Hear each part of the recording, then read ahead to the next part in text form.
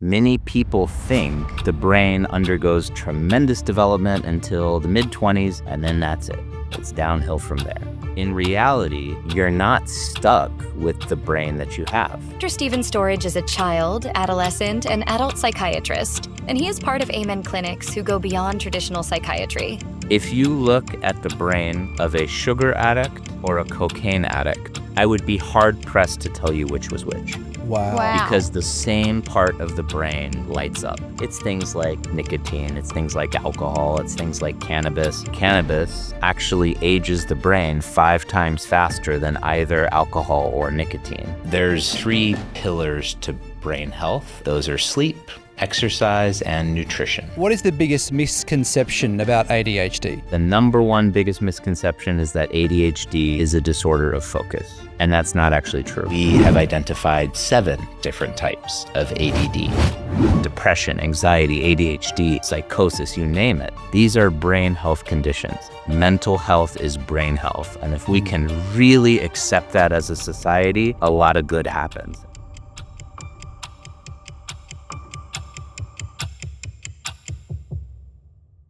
Dr. Stephen, to help us out with this conversation today, we thought we would start off by having you explain the different parts of the brain, what they do and how they function for us all. Absolutely. Well, I will take that in sort of the most basic way that we think about the brain, because the brain itself, let's be honest, it is more complicated than anything in the universe. There are more connections in the brain than there are stars in the universe. And if you think about what that number is, 100 billion stars in our galaxy, and it's one of 100 billion galaxies. So all of the things I'm about to say is taking a very, very complicated organ and simplifying it quite a bit. But the main regions that we think about, first and foremost, would be the prefrontal cortex. That's towards the very, very front of the brain. And in this brain model I'm holding, it would be this area here. So literally right behind the forehead. That part of the brain is our executive center. Think of it as the part of the brain that mediates focus, impulse control, organization, planning, being our brake pedal, essentially, having us think before we say something or pause before we act out and do something that we later regret. The prefrontal cortex is critical in so many conditions, chief among them ADHD, attention deficit hyperactivity disorder. After that, another region that's very important would be here on the sides. These are known as the temporal lobes because they're located right by the temples. And the way I remember them is I think of them as the temper lobes because they're very important for mood regulation. An analogy I give many of my patients is imagine that you're at a bowling alley and you're holding a bowling ball. The bowling ball represents whatever it is you're holding on to emotionally in that moment. The temporal lobes would be like the bumpers or the guardrails that you can put up for kids when they're bowling. So when they're fully active and fully engaged, bowling's pretty easy.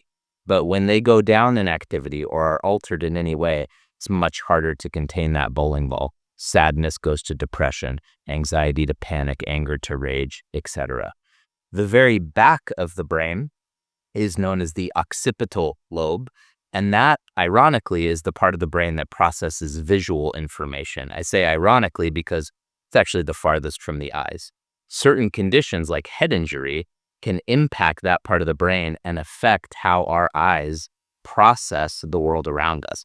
The eyes could be okay, but the brain could be processing visual information differently.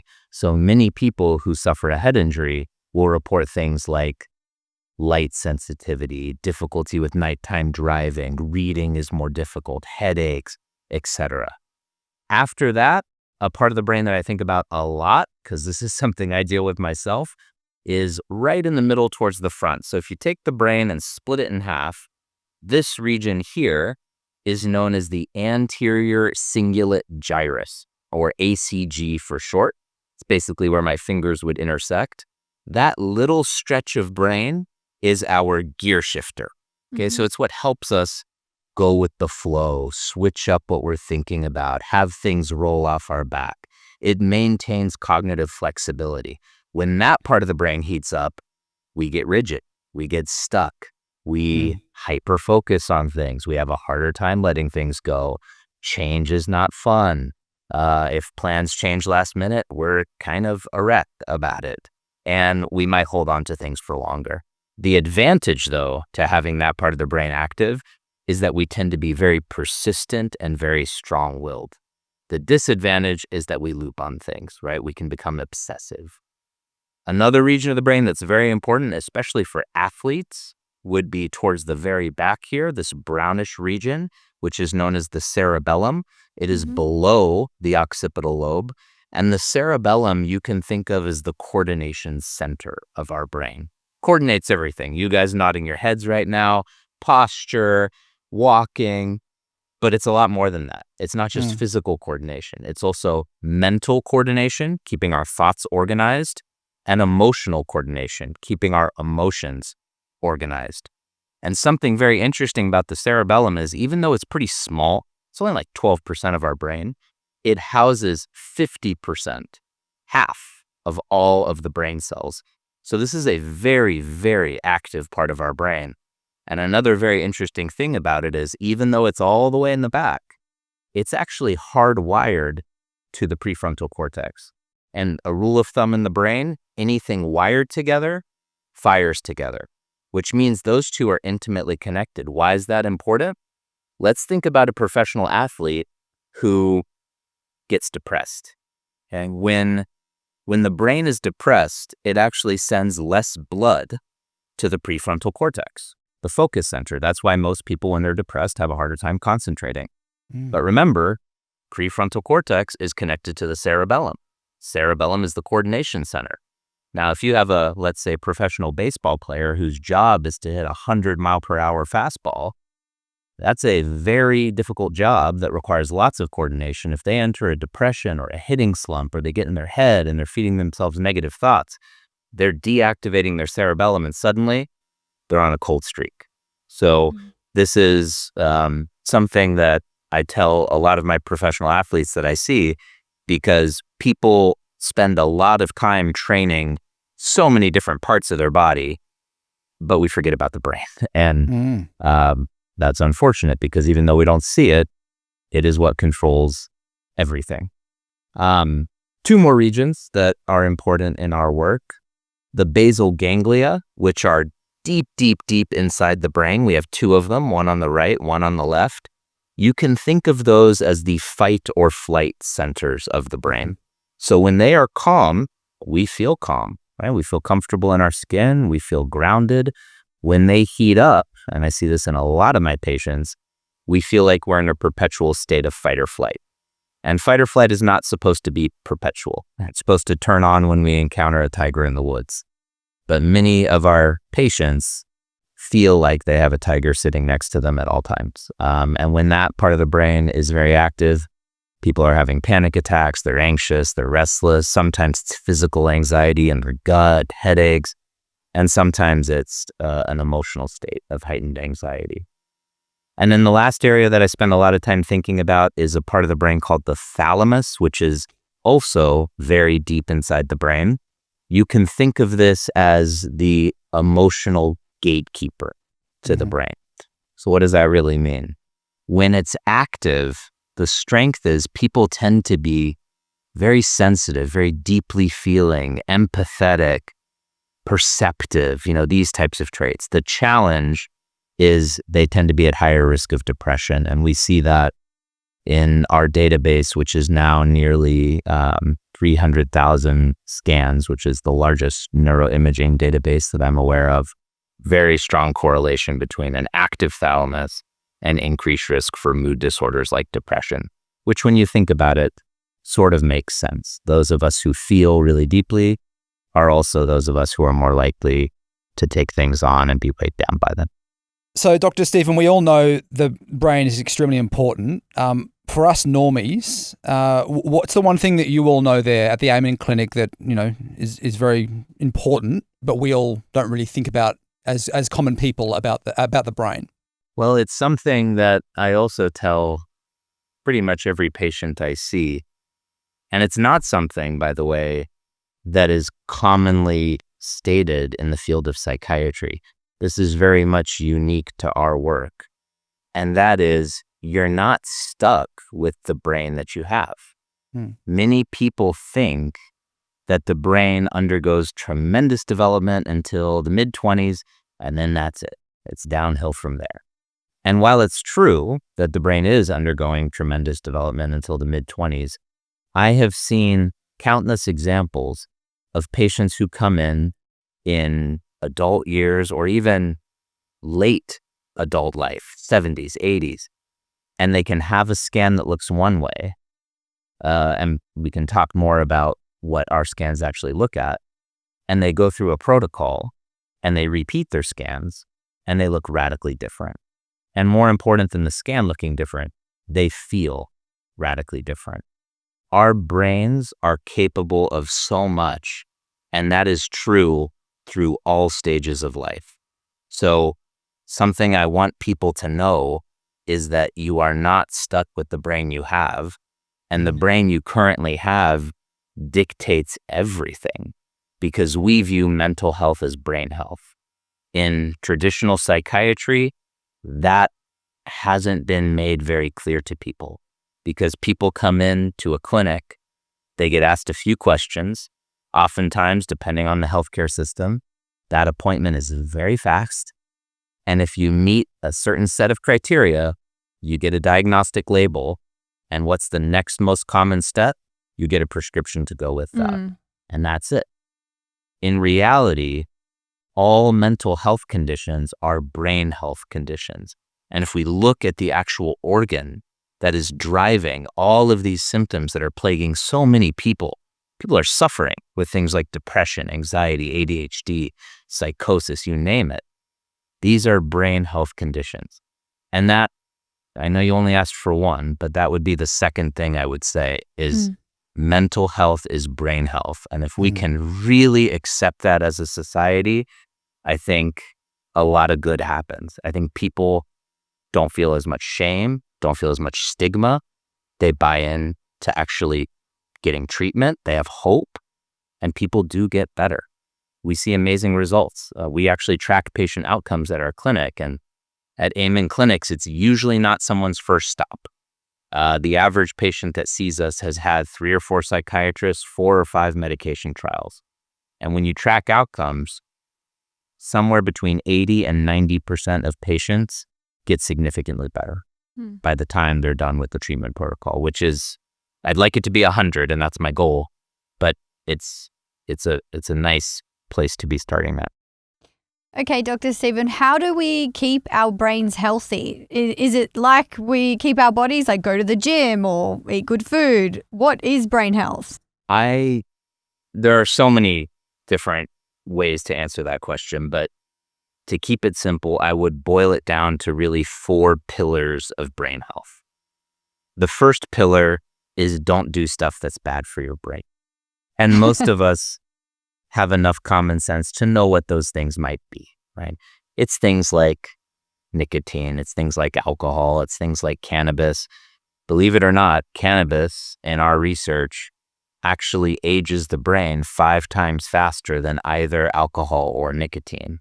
And by ages the brain, I mean reduces blood flow to the brain. Our brains, as we age, gradually see diminished blood flow. Cannabis accelerates that 5 times faster than alcohol and nicotine. But it's not just those substances, it's other toxins, right? If you live in a moldy home, don't ignore that, right? If you're living near a farm and they're spraying pesticides, that's something to consider. If you live in a highly polluted area, investing in some air filters makes sense. So avoid things that are bad for your brain. Another thing that is bad for our brain is chronic stress. And unfortunately, the world is not without stress. And a little bit of stress can be a good thing, but we need to be taking time to just do an internal check and figure out where are we at with our stress management, and is that something that is weighing us down or propelling us forward? And I think we've all been at a point in our life at some point or another where we could probably say our stress management could use some improvement. The other 3 pillars of brain health are sleep, exercise, and nutrition. But I've got a lot to say about each of them. For sleep, the 3 things I tell people, just as a starting point to make sure they're on the right track to getting a good, restful night's sleep include try to wake up at the same time every day and get sun on your face. And if you can't go out and get sun, buy a bright light therapy lamp and shine it towards your face for the first 20 minutes. A lot of people think that going to bed at the same time is the key. It's actually waking up, because that is what sets your circadian rhythm for the next 24 hours. And why is the sun so important? Why is that?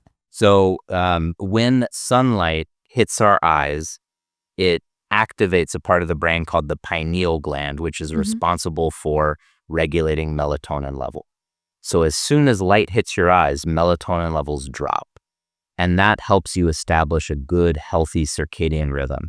So actually waking up at the same time and getting sun on your face is predictive of actually getting a better night's sleep the following night. Wow. And having a day that feels more energized, more focused, better mood. So that's a key one. Speaking of melatonin, this is a sidebar. Most people take melatonin wrong. Most people take melatonin right before they go to bed at very, very high doses. The brain only produces 0.1 milligrams of melatonin. So when people are taking 20 milligrams, really all you're doing is accumulating side effects.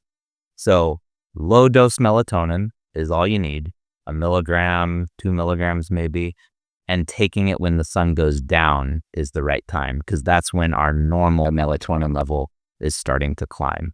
I also, again, going off on a tangent, I myself have ADHD. I also don't recommend that people take melatonin every single night, because you end up suppressing your own melatonin production. So it's okay, once in a while. The other two for sleep are only use the bed for sleep or sex, nothing else. The issue is that we all are contending against something called sleep efficiency. And sleep efficiency is the amount of hours you're in bed sleeping divided by the amount of hours you're in bed, period. So if someone is sleeping for 6 hours, but they're in bed for 12, their sleep efficiency is 50%, which would be awful.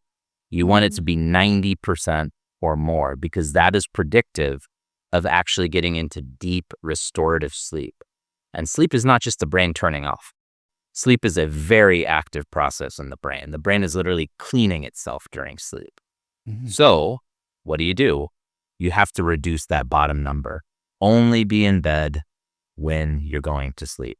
So it's counterintuitive, but patients with insomnia who tell me that they're laying in bed wide awake for 2 hours before they can finally go to sleep, I tell them, and they're surprised to hear it, get out of bed. Go sit in a chair near your bed. Low light, do something monotonous, maybe read something, listen to a podcast like yours, which is not monotonous, obviously, but something calming for the brain. And then when you really feel tired, hop back into bed, right? Because eventually, once you get that sleep efficiency up, you can slowly add the amount of time that you're in bed, and the sleep efficiency will follow. So that's the second big one for sleep. And the third has to do with electronic devices. We have all been there, right? I have been there where I used to think I could only go to bed if I had the TV on, right? Or we've all doom scrolled ourselves to sleep at one point or another. And it's a great way to fall asleep. Great. You can fall asleep very, very quickly. The issue is our brain has not evolved to be able to differentiate light from the sun and light from the screen. And so although we'll fall asleep, we won't get into the same deep restorative sleep. So I tell people an hour. An hour is the sweet spot. Try to have all electronic screens off for about an hour before bed, if possible. Obviously, it's not going to be possible every single night. Life happens, but do your best. And if your line of work just necessitates being on a screen right up until bed, at the very least, get some blue light blockers if your computer is not already equipped with blocking blue light. Well, I'm sure there's lots of people that are either watching or listening to this podcast right now who probably have the same behavior that I do, which is jumping into the bed at the moment and then jumping on ChatGPT and having a conversation with ChatGPT. First of all, how bad is that for the brain before going to bed? And then also, how bad is an app like ChatGPT for the brain? Well, that is such a good question, and there's a lot of emerging research coming out on just that. I think like with any tool, we're going to learn a lot about the detrimental effects of ChatGPT 5 or 10 years from now. Just like we did with the internet, just like we did with social media, just like we did with cannabis, right? I think the best advice I would give for people who are using it as a tool is don't become overly reliant on ChatGPT, and don't take everything ChatGPT says as true. The quality of the prompt that you give ChatGPT matters, and the quality of the prompt comes from the user, right? So if we can be very intentional about how we're using it and not relying on it for everything, then I think it could be a useful tool. Just like I think social media can be a useful tool. I'm on social media, so even though I'm well aware it can have detrimental effects to brain health, when used responsibly, it can also be a source of great knowledge and connection. Yeah. But we have to use it the right way. And I think it's the same for ChatGPT. What does screen overload do to a child's brain? I could imagine that as a parent, I'm not a parent, but I see my brother hands the phone to his daughter all the time, and she's always on the phone, you know. What is that doing to a young mind? Think of a phone as a dopamine dumping ground.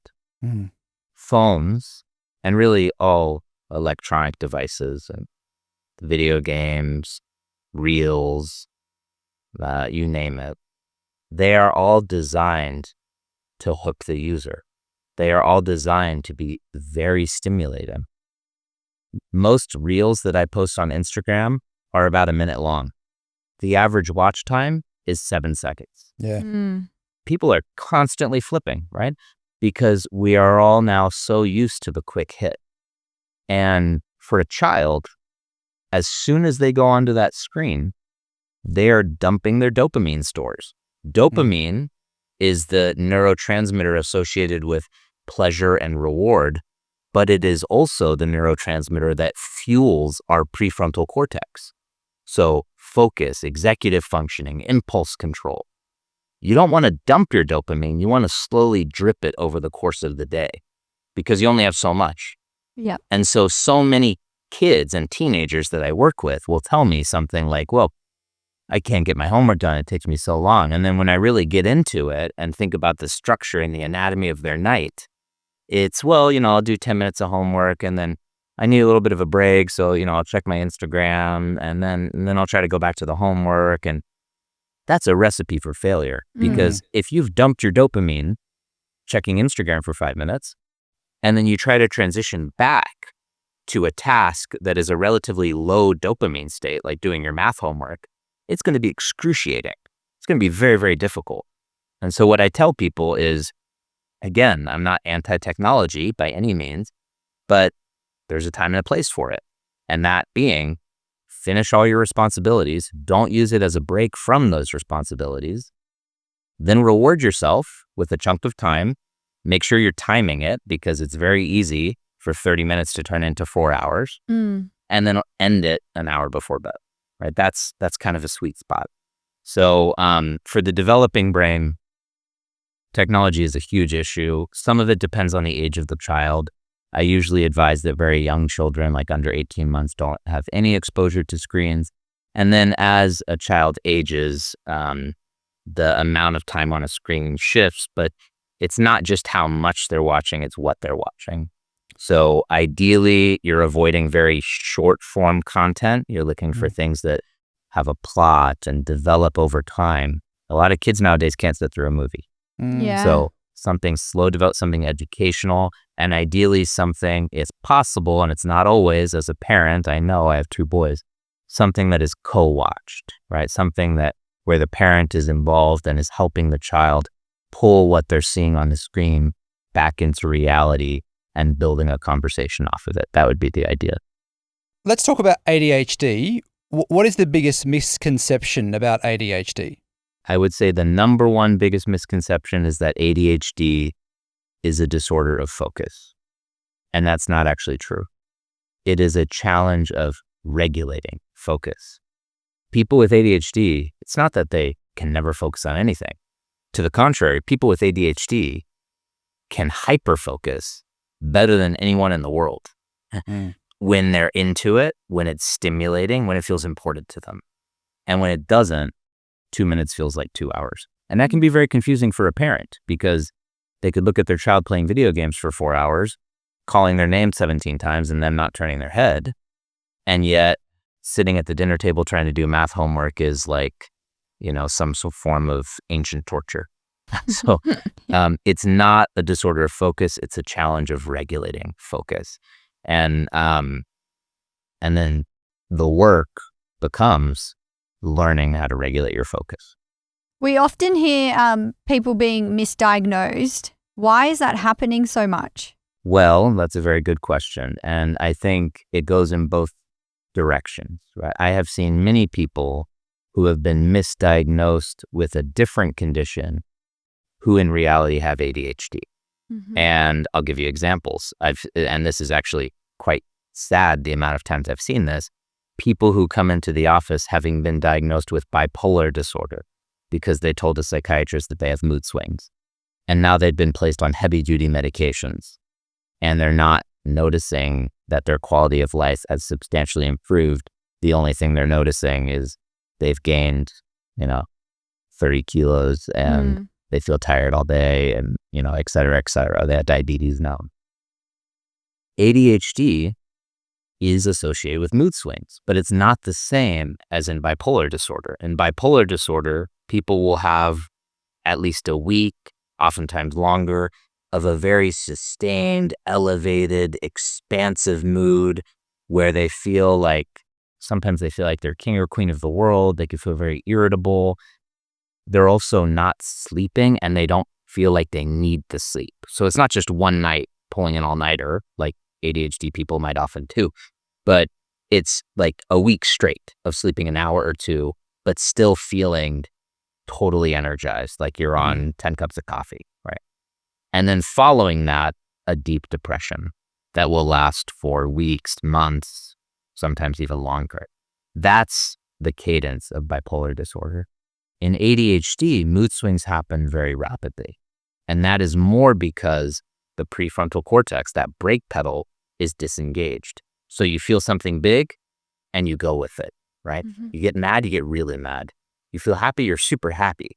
An hour later, something bad happens, you feel down, you get really down, right? Those are the types of mood swings that are seen in ADHD. But oftentimes in a 15-minute appointment, that nuance is missed. Or if the person isn't actually looking at the brain and getting objective data, that's missed. And then you see a misdiagnosis of bipolar disorder. The other thing I'll see, and this is especially true in women with ADHD, they will get misdiagnosed with things like depression, anxiety, personality disorders, when in reality, it's been ADHD all along. And the reason for that is boys with ADHD, a lot of times they get called out very early in age, right? Like the boy with ADHD, classically, this can be true for both genders, but classically, they're causing a problem in the classroom, right? The teacher's like, you need to get assessed. The girl with ADHD, classically, might be more daydreaming, inattentive. But by the age of 12, the average person with ADHD has gotten 20,000 pieces of negative feedback. Why aren't you listening? Why did you forget this? Why can't you do that? And that takes a hit on self-esteem. Yeah. And if that goes undiagnosed at being ADHD, what's it going to turn into, right? Depression, anxiety, low self-image, the urge to be perfectionistic, to compensate, the urge to people please because you already feel like you're disappointing people. And when people finally discover that they have ADHD and it gets treated, suddenly a lot of those other symptoms melt away. But then in the other direction, ADHD can be overdiagnosed too, right? There's so much on social media now about ADHD. And I tell people, however much time you're spending digesting content, make sure you're spending twice as long looking at the source, right? Like, make sure you're getting good information. For sure. what do you think of those self-diagnosing tests online? Like, I think you can go on a website now and it tells you if you've got ADHD. I think it's a reasonable place to start, Yep. but I would not in any way, shape, or form rely on it as a final verdict. Yeah. In the same way that I wouldn't rely on, a wearable device to tell you whether or not you have sleep apnea. Those things can be good for tracking, but they're not great for diagnosing. And I would even take it one step further. I think the standard way of diagnosing ADHD is inadequate because, as I mentioned earlier, the standard way is you walk into an office and the clinician is asking you the very same questions that you just filled out on the survey online. Yeah. And then they're listening to your answers and making a judgment call. That's important information, right? Like someone's subjective experience is very important. But I don't think relying on only that is enough because there's so much overlap. We talked about how complicated the brain is. So when I make a diagnosis, I want that history. I want more than 15 minutes. I meet with patients for 2 hours for getting the full assessment. And that's after they've already completed lots of intake paperwork and spoken with a historian. And I've read it all. And I still want to see them for 2 hours. I want to see what their brain looks like. And I want them to do some objective neuropsych testing on a computer at our office. And then after interacting with them, I put all that together and then I'll feel really good about an accurate diagnosis as opposed to just a quick chit chat. Stephen, you have ADHD. Do you see it as a Very weakness? much so. You probably feel it, huh? No. No. But you mentioned it before, and I want to know how you view it. Do you see it as a weakness or a superpower?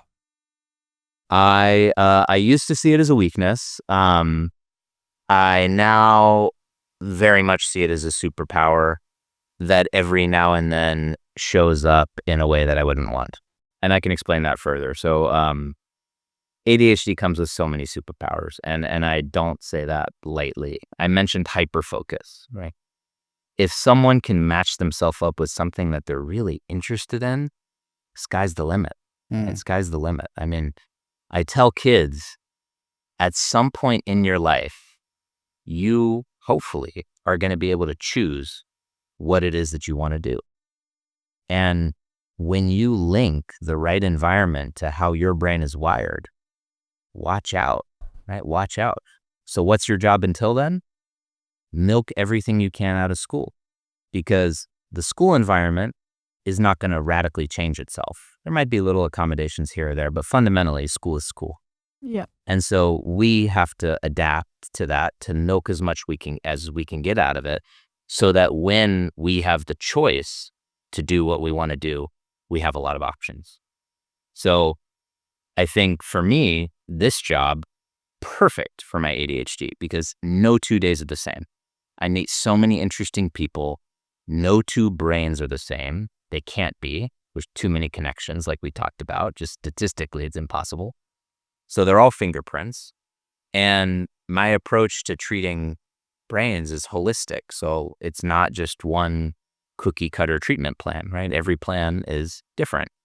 And so that's a lot of flexibility that's required over the course of the day, a lot of creative thinking and engagement. And so it's a perfect match.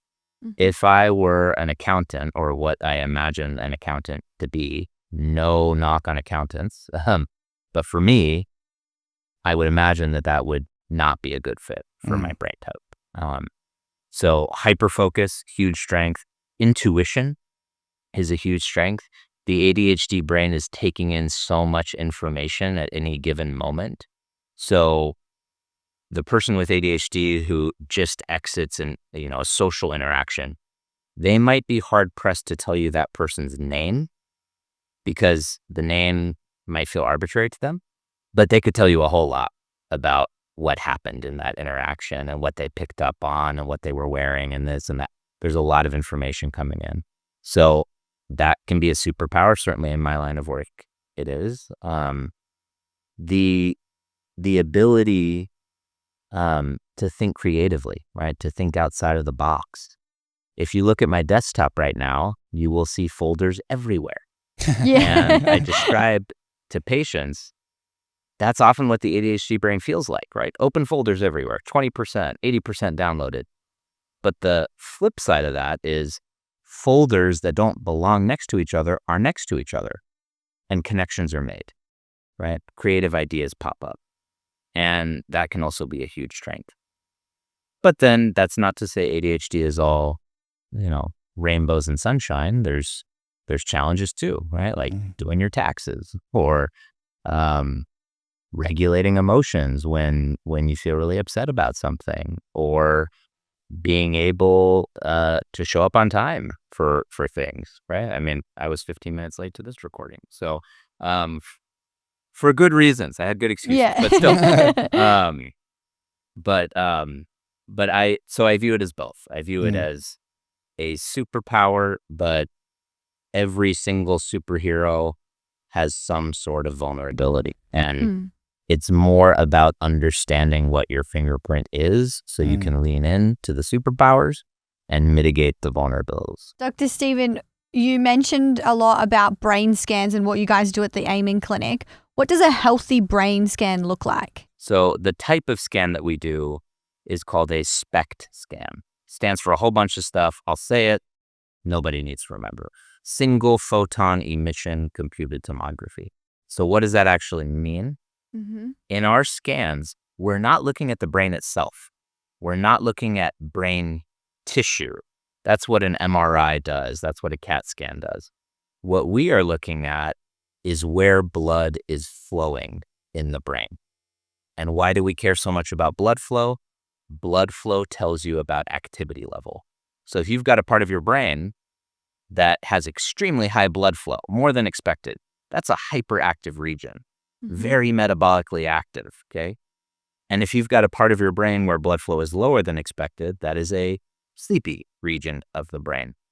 So in our scans, we look at two views. We look at a surface view, and you can see an example of that there, where we are looking at blood flow and activity to the outside of the brain. So that would be the cortex. That's the thinking brain, the cognitive brain. And the way you read that scan is the shape of that image, okay? Not the color. It's the shape of that image. And what we're looking for are deviations in the shape. So areas where you see something that looks like a hole or a dent. It wouldn't be a literal hole or a literal dent. It would be an area where the blood flow and activity is less than expected. And that wouldn't be stuck, because as I said earlier, you're not stuck with the brain you have, but that would be a snapshot of how your brain is currently functioning. And then the other view we look at is a deep view. And that's looking at blood flow and activity much deeper in the brain. And big picture, you can think of that as more the emotional brain, because we pick up on regions that process emotion. And for that scan, the way you read it is by color. There's only 3 colors. It's a very, USA patriotic flag, but it's blue, red, and white.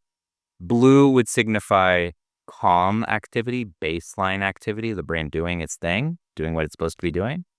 Red would be an area that is more active than the baseline. Think of it as 5 out of 10. And white would be an area that's extremely active. And in a healthy brain that is dealing with absolutely nothing, maximally optimized, you'd expect mostly blue, right? Mostly calm, with one exception, the very back. I told you earlier about the cerebellum. Yep. And how the cerebellum is just jam-packed with brain cells. That tends to show up as red and white in a brain that is functioning in an optimal way, because it's so packed and so densely packed with blood flow and activity. But in a brain that's dealing with nothing, you'd see a lot of activity there, and then more blue, calm towards the rest. And on the surface scan, you'd see an image that looks relatively smooth. What foods are good for the brain? What foods are bad for the brain? I would simplify that into 3 main things I tell people to avoid, generally speaking. And some of that depends on where they live.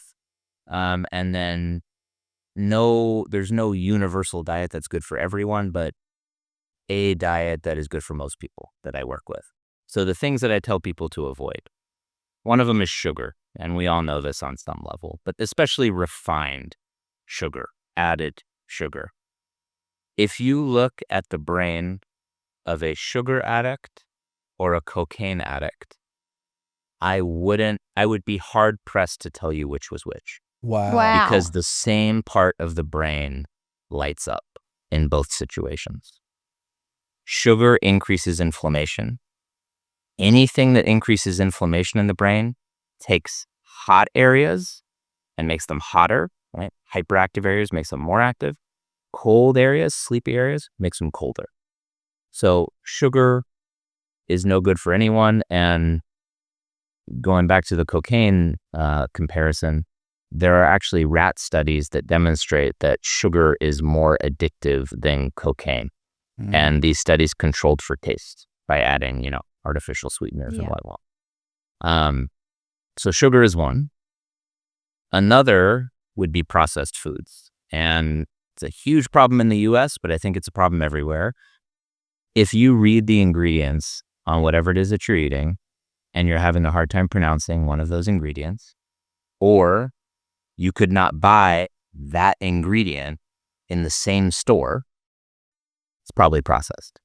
And processed food is a big problem. Again, it goes back to inflammation. There was a study out of Harvard a while back that looked at tens of thousands of women over 14 to 17 years. And what they found is nobody at the beginning of the study had depression. Zero. Because it was an exclusion criteria. They didn't allow you in the study if you had depression. By the end of the study, a lot of people had depression. And those women who had the highest risk of developing depression, 50% higher than the rest, were the same women who had the top 20% of processed food intake. After controlling for all other variables that you can think of, from income to substance use to where they live, all these things. Processed food is not good for the brain. It's good to eat food in its whole original form whenever possible. And then the third one, and some of this depends on region and someone's inherent sensitivity, but it's gluten, breads, pastas, cereals. It's a big problem in the US. And I would advise, if anyone is wondering whether or not to cut out gluten, there are tests that can help determine how sensitive you are. But one easy way to do it without having to pay for a test is cut it out completely for 4 weeks and then reintroduce it and see if you feel any different. See if you notice a brain fog. When I did this, I was shocked because I had been having gluten all the time. I cut it out, and then I remember it was a holiday weekend with friends staying at a beach house. They ordered pizza. I had some. I was in a brain fog for 2 days. And I haven't known that because I had apparently just been perpetually in a brain fog. Wow. So those are the things I tell people, generally speaking, to try to avoid.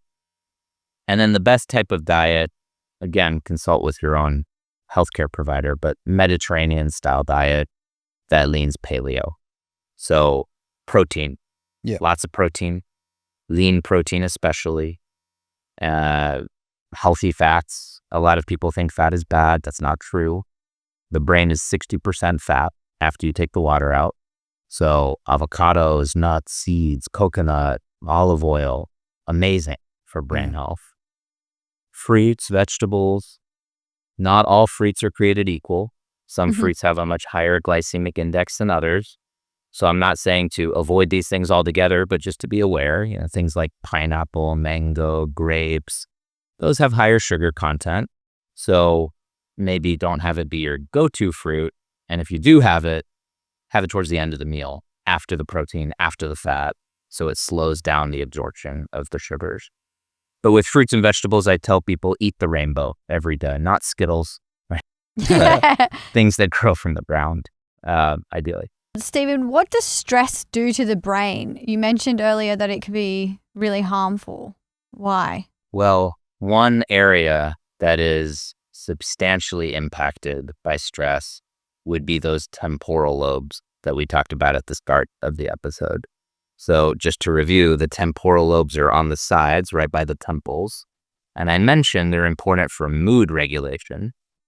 And they're also important for memory, it turns out.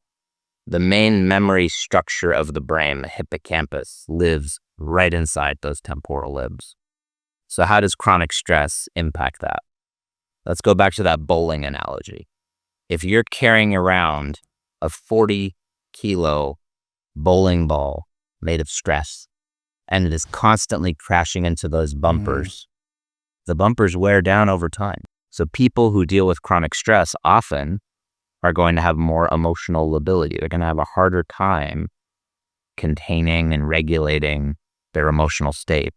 And it's a risk factor for dementia down the road.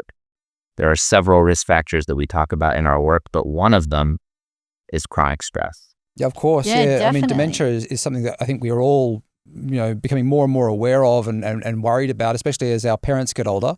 So, yeah, take us through what is dementia? What parts of the brain are affected there? And then do you think this will be something that is cured in the future? Here's the interesting thing about dementia. Well, first of all, there's many different types, from Alzheimer's to vascular to frontotemporal. But most types, I will say all types of dementia, impact the temporal lobes in one way or another. Again, because the hippocampus is there, that's the main memory center. And the interesting thing about dementia is, in traditional Western medicine, it's almost like a death sentence, right? You Yeah. notice that you're having memory impairment. You go in. At that point, the damage has been done, and you get a diagnosis of dementia. They might give you a medicine that may slow decline some, and then that's it, right? That becomes someone's new reality. In our work, we can see evidence of someone heading down that path decades before they ever show symptoms. Oh, Wow. So a lot of our patients are coming in not because they have an acute problem that they need to address right now, but because perhaps they have a family history of dementia and they want to see where they're at right now, and they want to optimize their brain health moving forward. Because if you intervene decades before the symptoms come on, the symptoms might never come on. Oh, wow. Wow. So, Stephen, you mentioned a lot of the patients that you're seeing are coming in because other family members have dementia. If dementia is in your family history, are you prone to getting it, like 100%, or can you miss it entirely? You are at increased risk of getting it, but genetics loads the gun, environment pulls the trigger. Okay. So just because you are at increased risk based on your genetics does not mean you will get dementia. And so for Alzheimer's dementia, there's actually a gene linked to it. It's called the ApoE4 gene. And we have 2 copies of that gene. And if someone has 2 mutated copies, they are at a 10-fold increased risk of developing Alzheimer's compared to the general population. If they have 1 copy, it's 2.5 times higher than the general population. Well, Stephen, we usually like to wrap up our episodes with our guests sharing an item that is really important to them in their lives. Is there an item that you'd like to share with us today? Absolutely. And it is an item that is of no monetary value, but is very valuable to me. And I keep it in my bag. And it's a little note that my almost 7-year-old, he's still 6, wrote to me about 2 years ago. And it's on a little piece of paper that he just ripped off and handed to me one day as I was working in the home office. And it says, "I love you, Dad, so much. You are so sweet."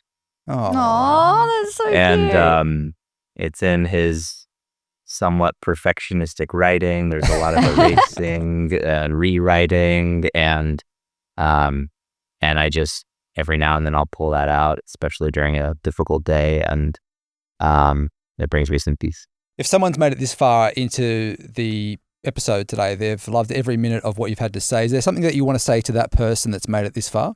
Invest in your brain health. Your brain health matters. We spend so much time thinking about the shape of our body, the clothes we wear, but we only get one brain.